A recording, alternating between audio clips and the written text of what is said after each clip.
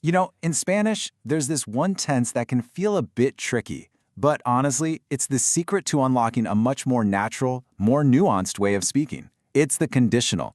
If you've ever wanted to talk about what you would do or figure out how to make a really polite request, this is your key.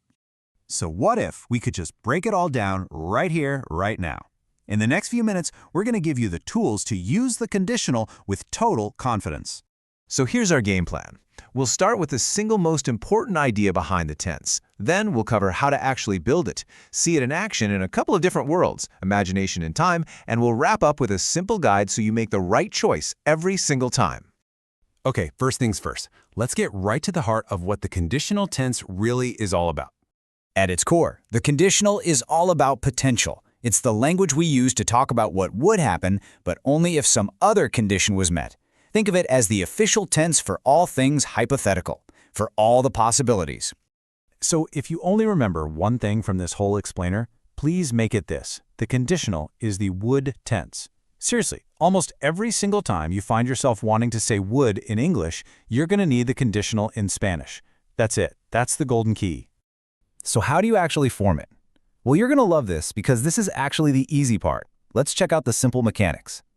The rule for forming the conditional is surprisingly simple. You just take the entire verb, the full infinitive like hablar, comer, or vivir, and you just stick the conditional ending right onto it. That's all there is to it. And the best part? The endings are the same for all three types of verbs. So it's hablaría, comería, viviría. Easy. Now, of course, there are always a few irregulars, right? But here's an amazing little trick. They use the exact same irregular stems as the future tense. So if you already know that tener becomes tendré for I will have, then you already know it becomes tendría for I would have. You're literally just swapping out the ending. All right, now that we know how to build it, let's get into the fun part, how to use it. First, we're going to step into the world of imagination and talk about hypotheticals and politeness. This is your classic if-then daydream scenario. The condition, the if part, is si tuviera dinero, if I had money.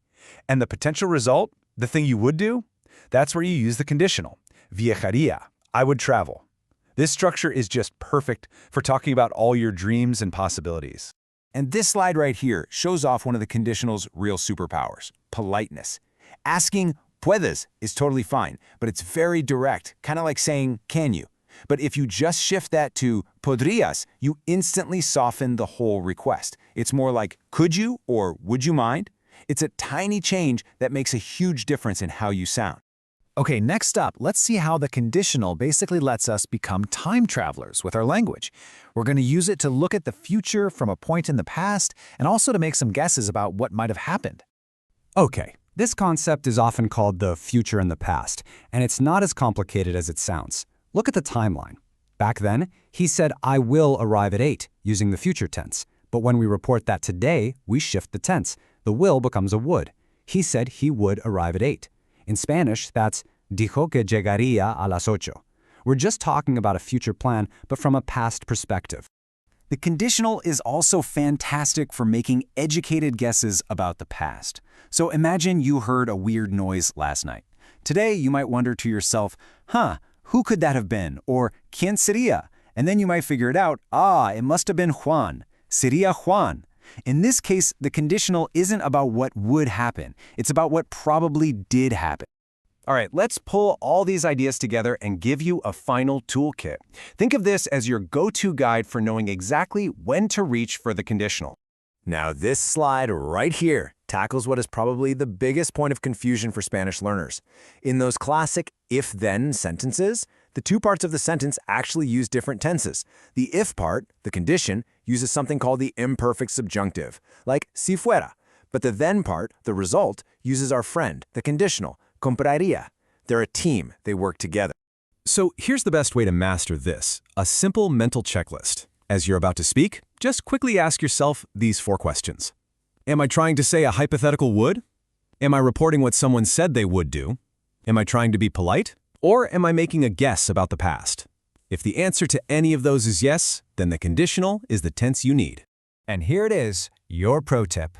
This is something you can literally start using the second this is over. To instantly sound more refined and polite in Spanish, just swap the present tense for the conditional when you ask for something. So instead of me das, try me darías. It's such a simple switch, but it makes a world of difference.